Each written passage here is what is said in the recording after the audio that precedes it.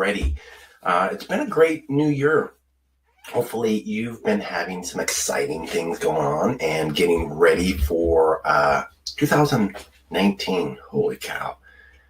I never thought that, when I was a kid, I never really thought that I would even be in the 2000. It didn't even occur to me. So, this is a big time. We're just getting some people in. If you would, just when you come in, go to the right side of the screen and text me or type me and say, hey, I can see you, I can hear you, and I will know that technology is working on our side. So just send me a sweet little text and on the right side of your screen and let me know that you can hear me, you can see me, and all is well in technology land. So we're just about ready to get started on the presentation. Just making sure that the video is working, making sure that sound is working. We've got our lights going, and so far all is well. I see some people coming in. Just let me know, Trisha, thank you. She can see and hear me. Bob, welcome. Thank you for letting me know that technology has not failed us in 2019. So more people are coming in. That's great. I know that you're hearing me. So just to give everybody a little bit more time to get started, let me go to the beginning. It's a good thing to start at the beginning of the presentation, wouldn't you agree? I'm going to move this over here. Isn't it funny when you've done something? I've done these webinars probably, well, let's see, how many have I done? I've done probably about 150, 200 of them. Wait a minute, about 175. And, after you've done something that many times, you should be really good at it, right? And I'm trying to, I got 3 screens here. I'm high tech. And moving, when you're playing a video live and then you try to move a screen from screen number 1 to screen number 3, just to let you know, it's a little harder than it looks. So just FYI. All right, I think we got a bunch of people that just came in, and so we're about ready to get started. Looks like if you're not able to hear me, make sure your speakers are turned up, right? Make sure that you have your speakers plugged in. And if that doesn't work, then go back out, come back in. Sometimes your computer just doesn't make that connection. But I do know that people are hearing us. So let's go ahead and get started. And I'm going to switch over to the presentation so that you can see the screen. Switching now, and I'll see you on the other side. All right, everybody. I want to try and get this picture out of the way. If I can move that. I just may, I'm just going to leave it there. All right. Just to remind you, we come here every week. This is the 3 Belief Wellness Program. It is designed to help you be healthier. Not because I'm such a genius, not because I know everything, but I know this. I know that there are people that are geniuses. I know that there are people that seem to know well, maybe not everything, but a lot more than I do. And that's why I'm constantly reading. I don't listen to music when I go to the gym. I'm listening to podcasts. I'm watching training videos of scientists and doctors, research physicians, and biological engineers talking about this thing that we call the body. And great stuff is coming out. I listened to probably about, I listened to about 12 to 15 hours a week of content. And then I research the material and bring it back to you. My background, I'm a food scientist. I specialize in chronic disease and metabolic syndrome, simply because most people have it. And for the last 11 years, I've been working with doctors and clinics all over the country, teaching them how to do all these great findings, how to use food as a medicine instead of medications and operations, and it's been working great. The reason I do that is because, sadly, most Americans, 79% are overweight, 37% have high cholesterol, 46% have high blood pressure, frightening number of growing diabetes in the country. You don't think about fatty liver a lot, but a third of the nation has it. And that includes people that are not overweight, or at least they visually don't look like they're overweight. And 75% of all deaths occur from a chronic disease, which is preventable. So as you look out across your neighbors and you see that they have, just know that 8 out of 10 have at least one of these issues. And that's reason enough for you to spread the good news and listen to what these brilliant scientific findings are coming out with. This was me 11 years ago. I was 280 pounds. I wrestled in college at 191. And so this was not a healthy state for me. I lost the weight, not with medication, not with surgery. I had over 10 chronic diseases, things like high blood pressure and cholesterol and fatty liver and hyperinsulinemia, and the list goes on. I had none of them after 12 weeks, and I've kept it off for more than a decade by just simply doing the things that I'm teaching you about. So just a little bit of a disclaimer. I'm not a doctor. I'm not your medical doctor. And this information should only be used for informational purposes. Before you make any lifestyle change, for heaven's sakes, talk to your doctor. Make sure that they know what you're doing, and don't take any of these things as a claim. Now we got those things out of the way and no lawyers will want to sue us. Let's talk about the top hack. So what I thought about is, what if we took some of the most popular web classes that I did last year in 2000, way back in 2018, and just kind of rehash them. Just took all of them. So I grabbed 8 of the top most influential, I guess, the things that are going to make the biggest impact on your life, and put them all together in one slide as a recap to start your year off right. So there's going to be 8 pillars of 8 hacks to your health for 2019, and the first one is sleep. For heaven's sakes, go to bed and sleep. The average American falls asleep at 11:32 p.m. That was from a study of 1 million people, so it's a pretty good number, ages 35 to 40. And they got the information from people that are wearing those trackable devices like a Fitbit. Approximately 1 in 5 Americans have one of those kind of trackable devices. I do. I got one for Christmas. And according to the documentary study, 40% of America is sleep deprived. They're not getting enough sleep. Almost 50%. If you're getting less than 7 hours of sleep, you'll likely be sleep deprived as well.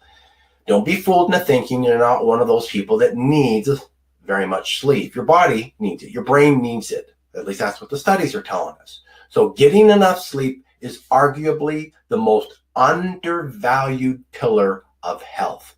Way back in 2018, if you're not making your sleep a priority, then you're probably not getting enough. You got to think about it. Let's face it, there are infinite distractions right now. There's this amazing device that we hold in our hand, right? With this nearly everywhere we go. This tiny computer is 126 million times faster, more powerful than the computers that they used in the 1950s and 60s to guide the Apollo rocket to the moon, 356 million or 1,000 miles, 356,000 miles away. Now, it's hard to resist reading and researching and watching, being entertained, paying your bills, buying stuff online that you just got to have, right? All because of our technology. It's there when we go to sleep, and it's there when we wake up. We're obsessed with our phones. Now, a new study found, this is amazing, that the heaviest smartphone users click, tap, or swipe on their phones 5,427 times a day, according to this research, Discot. And that's the top 10% of phone users. Now, if you're not a top phone user, that's fine. That's excessive. However, the rest of us, the average still touches this device that we hold in our hand 2,617 times a day on average. That's 2.7, almost 3 times every minute. I admit, I sometimes grab my phone. I sometimes will just grab this phone and turn it on just to look at it. I'm not looking for anything. I didn't get a notice. I didn't get an indication. My wristband didn't vibrate and say, hey, Jason, you got an important email. Nothing. Just out of habit, I'll pick it up and just look at it. That's a little bit too much. That tells me I'm using this thing way too much. And it's definitely the case when I'm going to bed. Now, you add things like Hulu and Amazon and Netflix, which I'm a member of all of them because I don't watch TV. Great place for documentaries, great place for old-fashioned movies. But they're streaming all the time. Remember back in the day when you'd have to wait once a week at a specific time to watch your favorite TV show? Now you can watch 6 years of syndicated shows back to back, one right after another, as many as you want. What I'm trying to say is you have to have sleep be a focus and then a priority to make sure that you're getting the amount that your body needs. I can tell you that the majority of people who are having sleep problems, okay, laying in bed at night, are doing something in their everyday life that they do not realize that is impacting their ability to sleep during the night. All right, so let's talk about some of them. One is the studies are showing is just the first thing you do is 90 minutes before you plan to go to bed. Turn off all your technology. No phones, no computer, no TV. I know that can be hard. At a minimum, do 30 minutes. Turn it off. Now, one reason is because the blue light that emits from the spectrum, the blue light spectrum that emits from the screen of these devices, will postpone your natural serotonin levels, prolonging you when you fall asleep into a deep sleep by 90 minutes. So for every 30 minutes that you watch of this blue light before you go to bed, it delays your deep REM sleep by 90 minutes.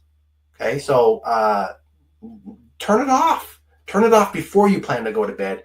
You'll get a better sleep. The next clue is make your room cooler.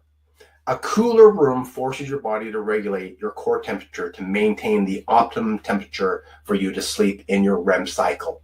Studies show that temperatures between 56 and 63 degrees as being the best for sleeping. At night, in our home, we turn ours down to 63 degrees and all of us sleep great. We just, if you don't like that temperature, it might be a little different at first, but just get more blankets. I'm not telling you have to sleep on your bed without any sheets at 63 or 56 degrees. Just lower the temperature, put your blankets on. Now turn off your bed warmers, right? That kind of defeats the purpose. But let your body just regulate. And plus you'll save a little bit of money on your heating bill, right? Next thing with sleep is darkness. It's called zero lux, right? Making your room as dark as possible with no light in your room. It's called zero lux. Studies have found that your skin on all over your body has photoreceptors that interfere with deep sleep. So they were doing testing, and they saw a measurable difference in the people's sleep, how far they went into their REM sleep. Just when they put a fiber optic, so it was really tiny, like the tip of your toothbrush, right? Those little bristles, and they shown that light on the back, one fiber optic on the back of the test cases, and that alone interrupted the sleep, the deep sleep of the people in the test. Now, if most of us were getting more than one little fiber optic light showing where our eyeballs aren't seeing it, just our skin. So turn your room off. I found years ago that a dark room is best. And so darken that thing up, make it as dark as possible, turn off those night lights. And even with our TVs, if you have a TV in your room, put tape over it, over the logo that shows all night long. Turn that thing off. If you have an alarm, put a sock over it. Cover up that light. Most of us are using our phones for alarms anyway. All right. Next thing is when you're waking up in the morning, get some natural light. You'll sleep better at night if in the morning, the first thing you do is you get in some natural light. A lot of people don't realize that their daily rhythms in your body is set by sunlight, not by light in the room, right? By natural sunlight. If you go outside on a sunny day for about 20 minutes, you'll get about 30,000 lux measurement of light. The differential is to get a great sleep at night. You need this natural light during the day. If you've got outside on a cloudy day, let's say, you're only getting about a third as much, 10,000 lux, maybe 15,000. And if you go into a modern, well-lit office at work, you're getting maybe 500, 1,000 lux max. It doesn't even compare to the sun, right? So how much sleep should we be getting when we go to bed, right? Never less than 7 hours, right? You got to get at least 7. Studies show that 8 to 9 hours is perfect. Studies have shown that even one night of poor sleep, or if you only sleep for in this study, it was at 3 hours and less. No, I'm sorry, 4 hours and less. If you will eat more, sorry, I'm getting two studies mixed up. The study with 4 hours or less was one night would put you into partial insulin resistance. And that's not a good thing. We don't want to have that, right? And if you get a full night's sleep, then one night of full night's sleep will reverse that. But can you see how successive nights over on top of each other, that alone actually can have people gain weight and be a negative thing for obesity and diabetes. So the other study that I was first talking about is if you get less than 7 hours of sleep, the study showed that on average, people eat 300 to 500 calories more the following day. You just eat more. You become more, so you combine eating more. Most of the time we're snacky when we get less sleep, so they're reaching for their carbohydrates. They're already more insulin resistant, and so that's just a recipe for disaster, right? So getting too less sleep have shown that we are way more sensitive to emotional issues. We get angry faster, we're less tolerant, and we're more emotional. So you're less able also to contextualize emotion and put it in its proper place and evaluate the things that you should be concerned about, things that you should deal with. So that's all just from one night's bad sleep. Now, In today's busy world, we can romanticize the idea of being really busy as if the more busy we are, that means that we're not lazy and we're a better person, we're a better worker, we're a better boss, we're more responsible, we're a better parent, right? And the list goes on. I have even caught myself in the past wanting to brag about how busy I am and how little sleep I've had. Have you ever heard someone in the office or in a family member, or maybe even yourself, bragging about how little sleep you've been operating on, as if that makes us better? Studies show it doesn't. So let's stop bragging about that one. The next one on the pillars of health, HIIT. You've heard me talk about HIIT, in high intense interval training. All right. So when you exercise, the time that you do the exercise and the type of exercise you do is critical, right? Doing the same exercise will benefit you more in the morning. So if you don't do a HIIT, you do any exercise, but if you do it in the morning, you'll get more benefit out of it than if you did it at noon or if you did it in the evening. Working out in the morning will actually improve your sleep. In a study, they did a really cool study that wanted to see what time of day exercise was best, and so and how it impacted your sleep quality. So they had study participants to exercise exclusively. All they did is exercise. One group at 7 o'clock in the morning, the other group did 1 o'clock in the afternoon, and then the other group did 7 p.m. at night. Right? And they combined all the data, looked through it. At the end of the study, they found that the morning exercisers spent more time in the deepest and the most anabolic stages of sleep. That means that they're repairing themselves, right? And they're producing more growth hormone. That's amazing. Just the time that you're exercising. They're doing the same type of exercise, and yet you do it in the morning and you get more growth hormone. Amazing. They have more effective sleep cycles. They also tend to sleep longer if you work out in the morning. On average, the group found that, or the test group found that they had a 25% drop in blood pressure at night. Okay, these are all great things. So doing that exercise in the morning is also going to be better if you're fasting. You've heard me talk about eating or working out on an empty stomach, just having water, no calories, right? That also will increase your natural growth hormone by 1,300% for women and 2,500% for men. All right, so if you're not really into long exercises, just do a 4.5 minute HIIT exercise 3 times a week. 3 times a week of HIIT exercise has shown that it will give you the same cardiovascular benefit from a 60-minute workout 5 times a week. So what do you want to do? You want to work out 5 hours a week, all right?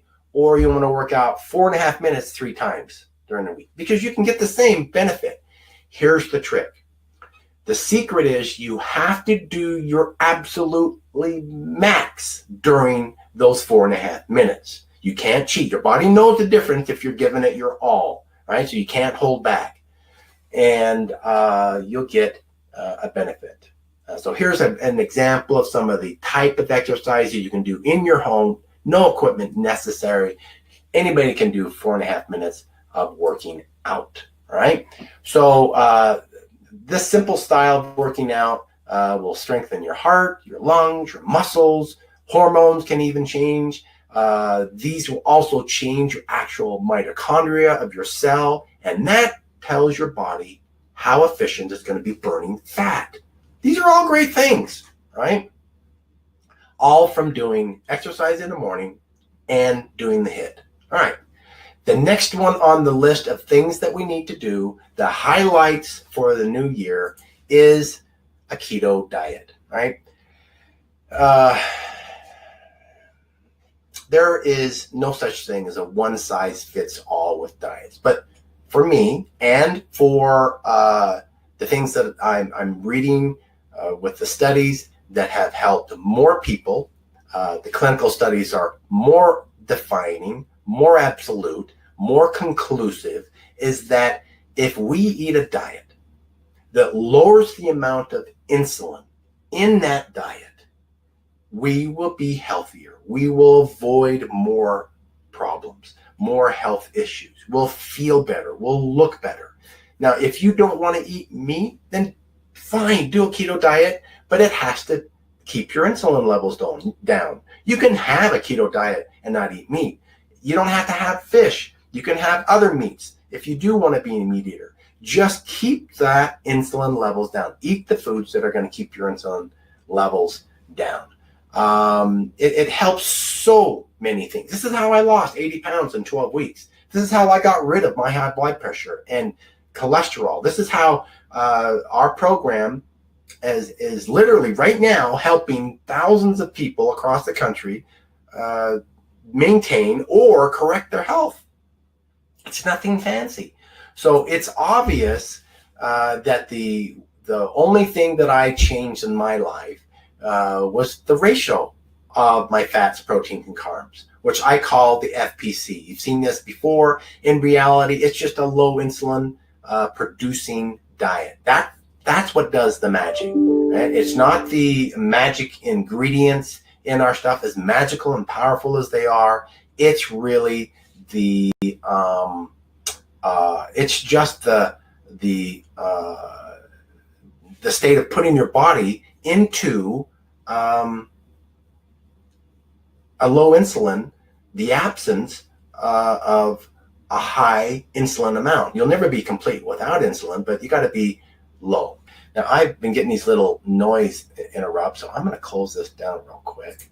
Sorry about the screen interruption there. That should take care of that. Sorry about your screen flashing there. So that should be quieter for us. So this diet, just keep your fats within the 53 to 75% of your calories coming from fats. Keep your proteins from 19 to 27, and keep your carbs 12 to 22 in the maintenance phase, and 3 to 5% if you are in the losing weight phase. You can lose weight at 12 to 22% of your calories coming from carbohydrates, but it will be slower. So if you want it done a little bit faster, drop it down to 3 to 5, and then move to the 12 to 22 as your maintenance. Okay. Or another way to put it is just keep your carbs below 120 grams a day. If you're losing, that's the maintenance phase. If you're losing weight, then keep it below 20. Right? That's easy. It's not hard. You don't have to do a lot of measuring. You just look on the label and go, okay, 1, 2, 3, 4, 20. I don't eat more than that. If you've tried a keto diet before and it was a killer for you because the symptoms were too unbearable, what you were suffering from is known as the keto flu. Right? Now, it's really simple to avoid. It's really not a flu, but it has flu-like symptoms. Okay. So it should be called something like sodium and ketone deficiency compounded by dehydration. Yeah, but it's a little long. To avoid the flu-like symptoms, as soon as you start a keto diet, do this. Take your sodium, 3 to 6 grams daily. Take magnesium, 2 to 6 grams daily. Don't take it with calcium yet, okay? Just do it by itself. And then you can add to it as a bonus beta-hydroxybutyrate, or BHB, 1 to 3 grams daily, and you will not have any flu. You do this for the first 7 to 10 days when you first start a keto diet. If you've had a bad experience, you won't have the keto flu. All right, you'll be sailing right along. Now, I know there's a lot of hate out there for sodium, saying, for heaven's sakes, my doctor said, if I want to not have high blood pressure, I should stay away from salt. What are you trying to do, Jason? Are you trying to give us high blood pressure? and a cardiovascular event. The truth is, sodium does not cause high blood pressure, right? There are mountains of studies that show that those that are on a low sodium diet have a lower lifespan. Their quality of health is less than those that have higher. Can sodium increase your blood pressure? Yes, it can. It's a water retentive mineral. Of course it can. That's only if you're in a diet that's making a lot of insulin. The moment you go into a keto diet, your insulin drops down. You don't have that high blood pressure sodium problem, because every time you're urinating, the sodium is going out. You have to replace it, right? So don't worry about it. As long as you're in a insulin lowering diet, a keto diet, then you're not, and you're having high sodium, you're not going to suffer with high blood pressure. Right? If you're on medication, just talk to your doctor and say, help me wean this down. Take potassium along with your blood pressure medication. Of course, talk with your doctor, but that will act as an antagonist to the sodium, and that will give you the sodium that you need without retaining the water. The potassium takes it and dumps off the excess sodium, so you're not retaining water, increasing your blood pressure or the volume of blood in your body. Simple fix, right? You do this, and you won't have any of the hated keto symptoms. Okay, so and also, if you just follow the phase 1 of the protocol, you're getting all those things in your diet anyway. That's why the phase 1 is so popular. It avoids those negative keto feelings that you're going to get. All right. The next hack for the new year is our gut, right? Microbiome, the bacteria in our stomach. Just by its nature, your microbiome is very complex and it's very unique. Yours is different from mine and different from your twin sibling, if you had one. I want you to see your gut bacteria like New York City, okay? See it in the case of its diversity. See it, you want a lot of cultures and ethnicities and religions and language and customs like in a big city, because that's what makes it great. That's what gives us our diversity, right? Where your microbiome, your gut bacteria should be the same way. You want a lot of diversity so that it can take care of all the things that your body or your stomach needs to handle. And what we want, though, is like just in every big city, there's bad parts of town, right? There's unsavory people, bad people hanging out in these bad parts of town. And the goal here is you want to concentrate on the good parts of town, right? Where you have better people. They just behave better. And that's what we want to do with your gut. So there's good bacteria and bad bacteria, and you want to squeeze out the bad and do it with the good. And the one way we can do that is a fast. That will clear out. If you go for a 24-hour fast, nothing but water, right? Take some potassium along with it because we don't want to rebound. We don't want you to begin to drop your potassium levels down. So just take some potassium. 400 milligrams is adequate, along with your fast. And you've just, by not eating food, those bacteria are going to die, right? Slowly start killing off all the good and the bad bacteria. But it's okay because you're not eating any food, right? And what the goal is that after we've killed off a lot of the bad bacteria, we replenish it with the feeding ground of good bacteria. All right. So after a 24-hour fast, a great way, you don't want to eat solid food. I recommend you going into something that's high dense nutrition, like the CMR shake, that will do that. It'll give you your proteins, your oils, or your essential fatty acids, your vitamins, minerals, all your trace minerals, and that'll give you some probiotics. It'll feed the bacteria. Then it'll start to squeeze out all the bad guys, right? Only giving you the good guys. You can go the fast. After the 24-hour fast, I recommend that you do a 16-8 fast. Now, you've heard me talk about this. All this is that you just fast for 16 hours and you eat for 8. It's easy, all right? Then you do this for 5 days. You go intermittent fasting for 5 days. All you're doing really is skipping breakfast. You stop eating at 8 o'clock at night or 6 o'clock at night, and then fast all the way till noon the next day. And you've got 16 to 18 hours of fasting. Do that 5 times a week. Don't do it more than 5. And then have your breakfast on the 6th and 7th day. Have your breakfast, your lunch, your dinner, your normal cycle. And all this while you're eating, then repeat the water fast. Okay? So you're fasting once a week with just water, and you're intermittent fasting every day, 5 days a week in between. That will clear your gut out. If you're having any stomach problems and you're just tired of it, the partying during the holidays was too much, this will help. This will fix this problem, right? So on the 9th day of doing this, do a water fast, but extend it this time. Go for 36 or 48 hours. Repeat the same process of going back into the intermittent fast after you broke it. How do you break the fast? Don't do it with solid food. It's too much. You don't have the bacteria to break it down, so go with the CMR shake. Introduce it.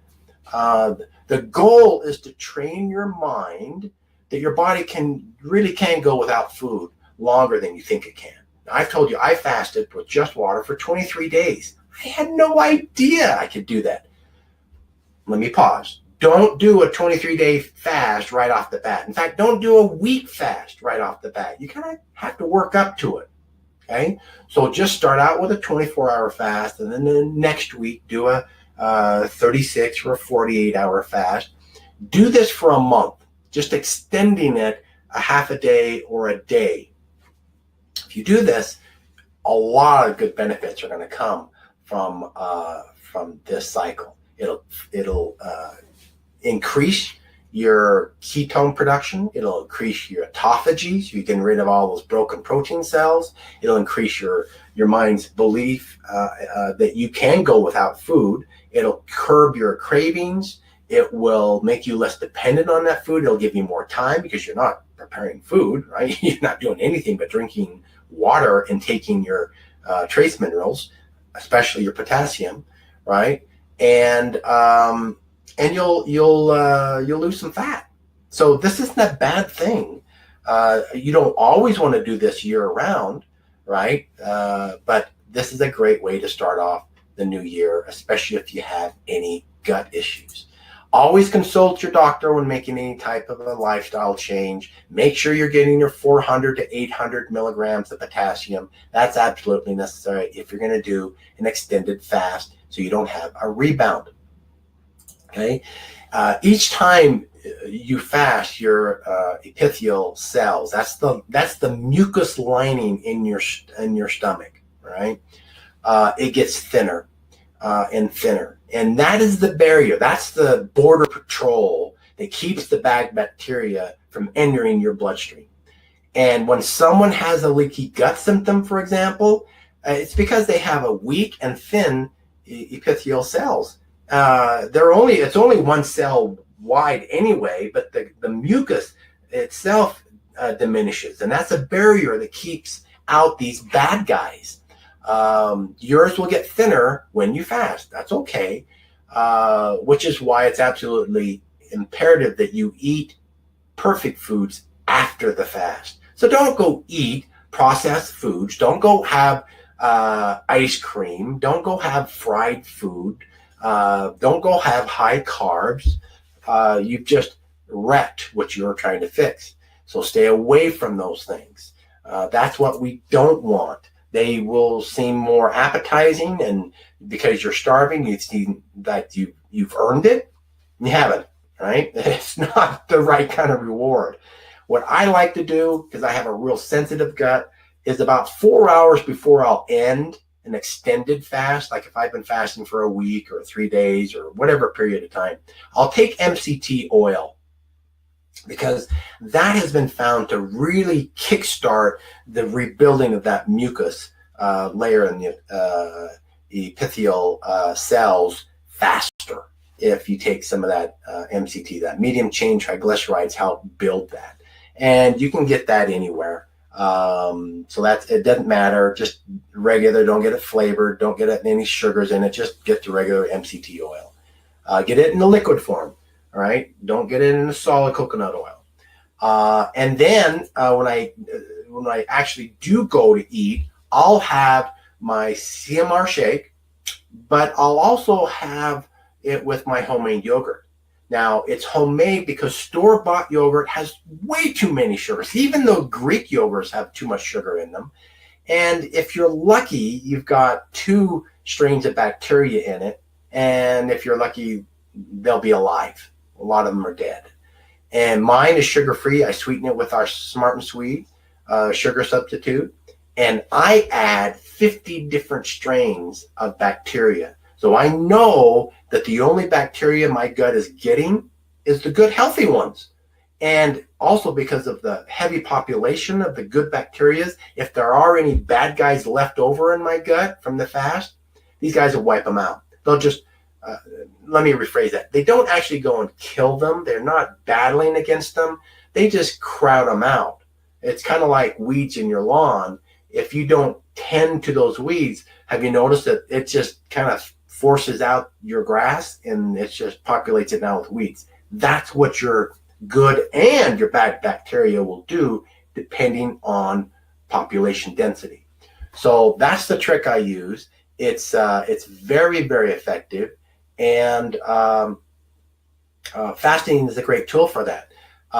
You may know that in the Mormon religion, I grew up fasting once a month, 24 hours. We didn't do it for our microbiome. I don't think anybody even knew what microbiome was back then. We didn't do it for weight loss. We didn't do it to lower our insulin. We didn't do it to increase our growth hormone. It was for fasting for the spirit, okay? To help us focus our temporal mind for a transition in our spiritual nature. Now, and to grow closer to humanity, to grow closer to our family and to God, right? Where we would take the money that we would normally spend on the food that we were fasting from, and then we would donate it to those that were less fortunate. And what I'm saying is, fasting has been proven to be a great cleanser for the body, but also for the mind, for the spirit, also for your soul, right? So if you're going to do a fast, maybe you could do the same thing. You could just take the money that you normally spend, donate it to your local charity or whatever one you want, and then you're going to twofer. Your spirit's getting some benefit because you're helping your fellow man, and that's always a good thing. And your body's doing a good thing, your mind's getting cleansed, and that's not such a bad thing, right? So get a twofer out of that fast. The next pillar of health is meditation, right? Now, when I was in junior high, I wanted to be a better competitor because I knew that I wasn't going to get an academic scholarship. I wasn't interested in studying back then. That didn't come till after I graduated from high school. But I knew that if I was going to get a scholarship, the only way I was going to get it was not from studying. It was going to be from sports. I had no idea what I'd be good at, so I went out for track, I went out for football, I went out for wrestling. I tried all 3. I figured one of them was going to give me my success. Now, when I was about 15 years old, I discovered meditation.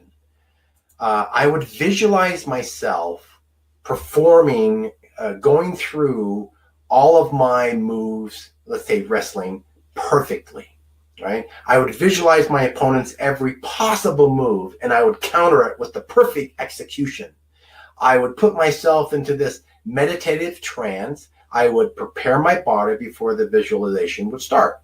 I would see my body as this gigantic living robot. I mean, like just, 50 stories tall, gigantic. That's just what worked for me. And I'd start being inside this giant machine, which was me, right? And I'd start at my little toe. And it was kind of hollowed out, and there'd be equipment and hydraulics and motors and pulleys, and there'd be a walking scaffold throughout my body where I would walk from my little toe to my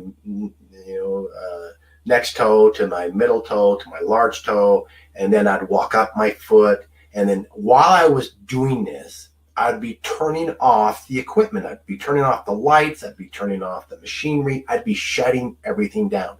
And it would take a long time. I'd go up slowly up my calf and up to my knee and my thigh. Then I'd go down to the start again on the other leg, do the same thing. I'd do it in my pelvic region. I'd do it in my buttocks. I'd do it with my lower back. I'd go up through my stomach. I'd go up through, and then I'd end up in my brain. Now that was like the master control center of everything that I was doing, right? So once I was in my brain, I would then start to, without moving my body, because my body, remember, shut off. So even if I had an itch somewhere on my body, I would be in such a meditative trance that I would just force it to go away. I don't feel it. It's really not there because I can't move my finger to scratch it anyway because I turned that equipment off.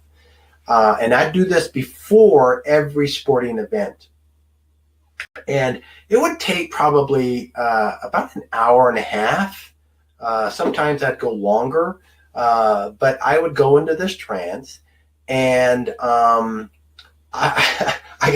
it helped me visualize what my event was going to be like. So if I knew, like in wrestling, if I knew what my opponent looked like, I'd go out, seek him out before, and I'd know his uniform colors, I'd know his body structure, I'd know his face, the color of his hair, and I would implant that image into my visualization. I made it as real as possible. I'd make the room that we were competing in. I would memorize it as I just look around, and I'd get where the doors were and how many people were there and where the wrestling mats and the stands were. I'd get all of it, and I wanted to make it as real as possible. And then whenever I was in the match, I would have only a light. Everything else in the whole room was pitch black. Just the light over the top of us and our wrestling match would be lit. It helped me concentrate more. The whole focus was, and I'm also embarrassed to say, I at the time had thought that I actually invented visualization meditation.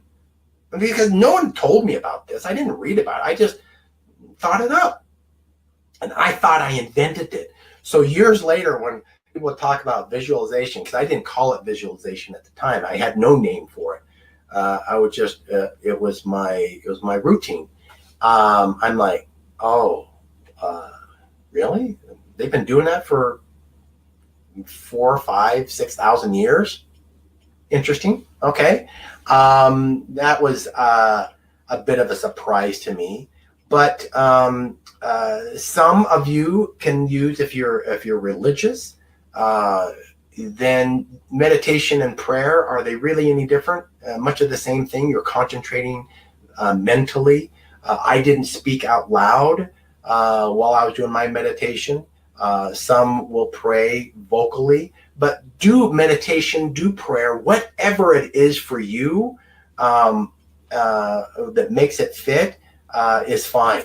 Can I suggest that you make this prayer or meditation, whatever you want to call it, part of your health journey for 2019? Maybe you could focus on ridding yourself of anger or prejudice or spite and negativity, anything that makes you less of a person that you want to be.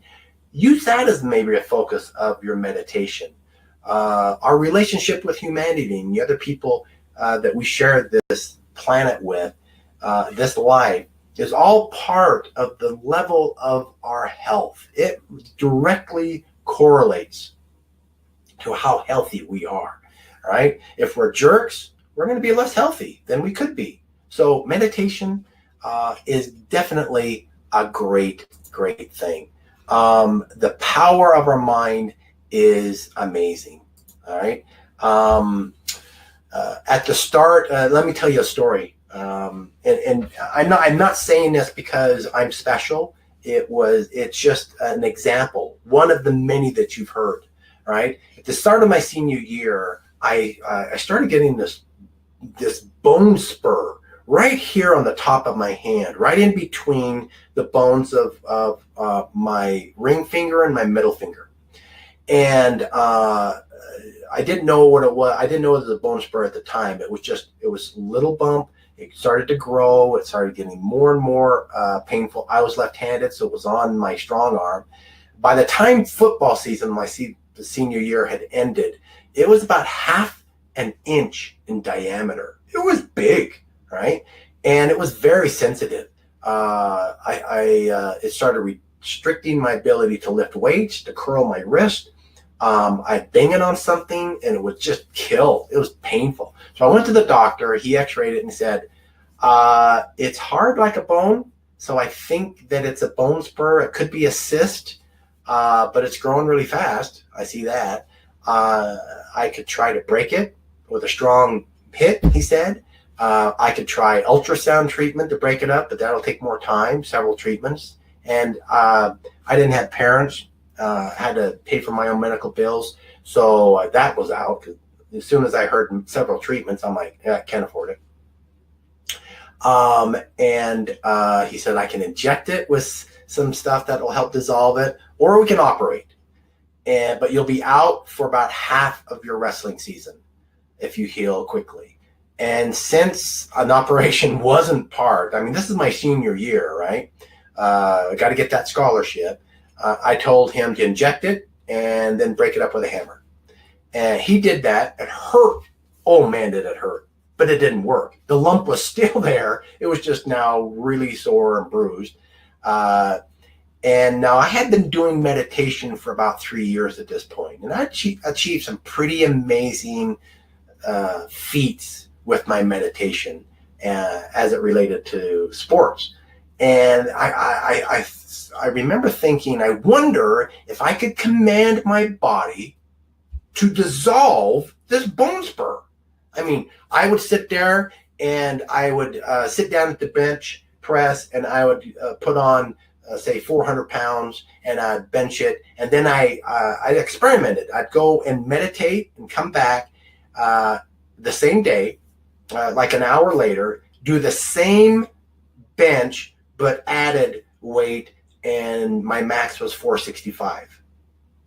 A huge amount. That's a big difference, right? And so it had worked in a lot of different ways. And I thought, well, what if I could get my body, I could command my body to dissolve this thing.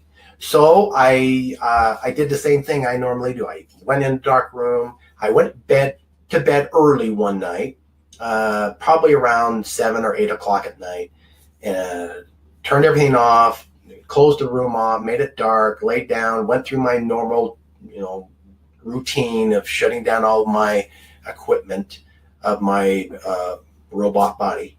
And the only difference is I used my thumb of my right hand and I just massaged lightly that bump while I was doing this meditation.